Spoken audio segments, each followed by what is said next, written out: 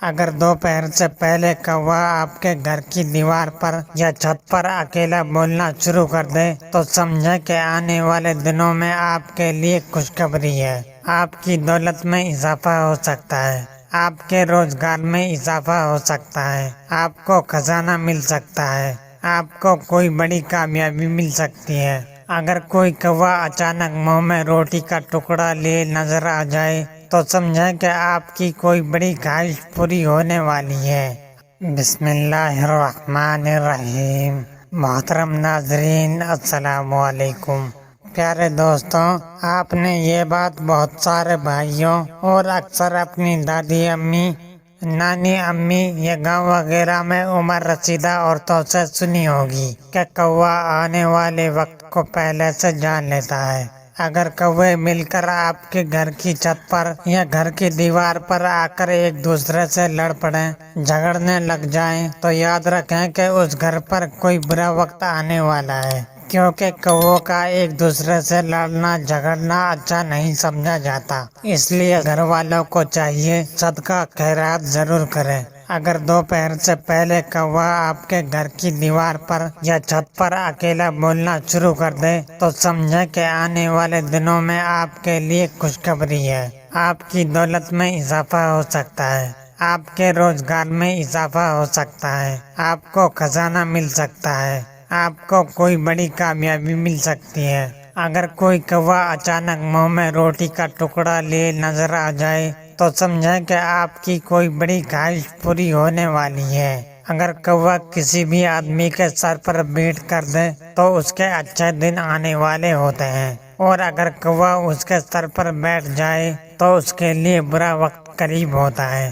ان باتوں میں کس حد تک صداقتیں ہیں، ہمارے پیارے آقا صلی اللہ علیہ وسلم نے اس بارے میں کیا ارشاد فرمایا ہے، اور یہ باتیں پھیلائی کیوں گئی ہیں؟ کیونکہ گاؤں میں اکثر لوگ ان باتوں پر بے حد یقین کرتے ہیں۔ اگر ان سے پوچھا جائے کہ ان باتوں پر آپ بہت یقین کرتے ہیں، ہم مسلمان ہیں، قرآن و حدیث میں ان کا حوالہ کیا ہے، تو وہ یہی بات کہتے ہیں کہ ہمارے بزرگوں نے آزمایا ہوا ہے، یہ حقیقت ہے، ایسا ہی ہوتا ہے۔ اب اس کی صداقت کو جاننے کے لیے آپ سے ہماری گزارش ہے کہ یہ ویڈیو مکمل دیکھیے، اور اگر آپ ہمارے چینل کی ویڈیو پہلی بار دیکھ رہے ہیں تو آپ سے ہماری گزارش ہے کہ آپ ہمارے چینل کو ضرور سبسکرائب کر لیں۔ تو پیارے دوستوں، بات ہو رہی تھی ہماری کوے کے اچھے اور برے اشاروں کے اوپر۔ اور بھی بہت سارے پرندے ہیں جو گھروں پر آتے ہیں، تو زیادہ تر لوگ کوے کے بارے میں ہی ایسے سوالات کیوں کرتے ہیں؟ یہ جاننے کے لیے آپ تھوڑا سا کوے کی ہسٹری معلوم کر لیں، پھر آپ کے لیے سمجھنا اور بھی آسان ہو جائے گا۔ کوا بہت چالاک پرندہ ہوتا ہے، اس کی نظر بہت تیز ہوتی ہے جو اسے خوراک اور دشمنوں سے آگاہ کرتی ہے۔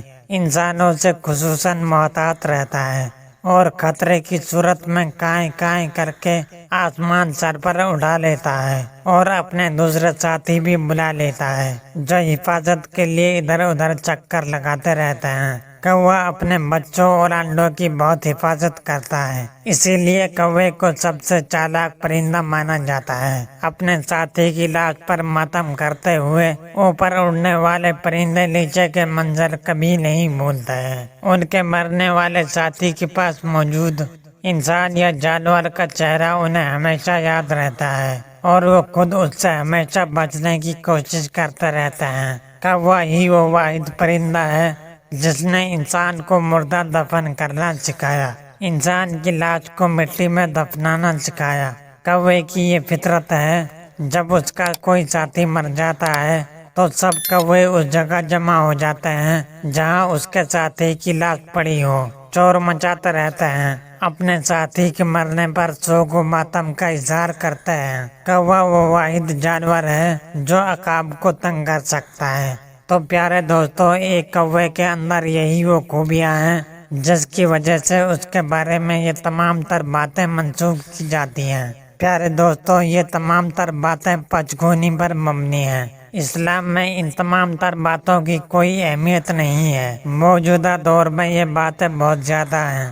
اور دیہاتوں میں تو اب بھی بہت ہی زیادہ ہیں۔ اس کی ایک وجہ دو تہذیبوں کا باہمی تمدن ہو سکتا ہے، جیسا کہ کسی کے آنے کی خبر دینا اور موت کی نشانیاں دینا، اور بہت سی چیزیں ہیں جن کو پچگونی کہہ دیا جاتا ہے۔ مثال کے طور پر بلکہ انتہائی دکھ کے مقام اور پچگونی کی انتہا یہ ہوتی ہے کہ اگر کوئی باج عورت کسی حاملہ عورت کے پاس چلی جائے تو اس سے پرہیز کیا جاتا ہے کہ اس کی نحوست زچہ اور بچہ پر اثر نہ کر جائے، اس کو منحوس سمجھا جاتا ہے۔ میرے نزدیک یہ سیدھی اللہ تعالیٰ سے ٹکر ہے۔ سوچیں اس معصوم عورت کے دل پر کیا بیتتی ہوگی جو پہلے ہی سے بے اولاد ہے اور دنیا کے ستم اور سسرال کے طعن و تشنیع جھیل رہی ہو۔ سوچیں ہم نے اس کی روح کو کتنا بڑا زخم دیا ہوتا ہے۔ کیا وہ معصوم عورت اس احساس سے کمتری کے ساتھ جی سکتی ہے؟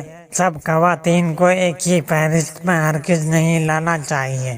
الحمدللہ خواتین میں دینداری اور تقویٰ مردوں کی نسبت بہت زیادہ ہے، لیکن اس کے ساتھ ساتھ خواتین میں سب سے زیادہ توہم پرستی پائی جاتی ہے۔ بد اعتقادی اپنے عروج پر ہوتی ہے۔ کہیں ساس بہو کا جھگڑا ہو گیا، اسی وقت تعویذ گنڈوں اور عاملوں کی تلاش شروع ہو جاتی ہے۔ کسی کی اولاد میں اللہ کی طرف سے تاخیر ہو گئی، اسی وقت بدگمانی شروع ہو جاتی ہے کہ فلاں نے کوک بندی کا عمل نہ کر دیا ہو۔ بہرحال اب چلیں دین اسلام کی طرف کہ ہمارا دین اس بارے میں کیا کہتا ہے۔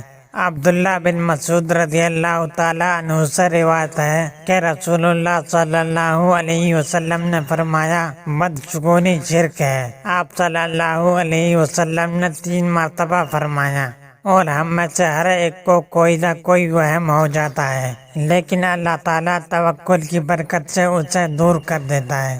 آخر میں آپ کو ایک بات بتانا ضروری سمجھتے ہیں کہ صرف اپنے اللہ پر یقین کامل کریں، مکمل توکل رکھیں، اور جو کچھ بھی ہوتا ہے یا جو کچھ بھی ہوگا وہ اللہ ہی کی طرف سے ہوگا۔ جب آپ کا یقین پختہ ہو جائے گا تبھی انشاءاللہ آپ ان سب چیزوں، توہم پرستی، بدشگونی، بد اعتقادی سے انشاءاللہ نکل جائیں گے۔ یقین کریں زندگی ہلکی پھلکی محسوس ہونا شروع ہو جائے گی۔ شرط صرف رب ذوالجلال پر مکمل اعتقاد، یقین اور توکل ہے۔ اللہ ہم سب کا حامی و ناصر ہو، آمین۔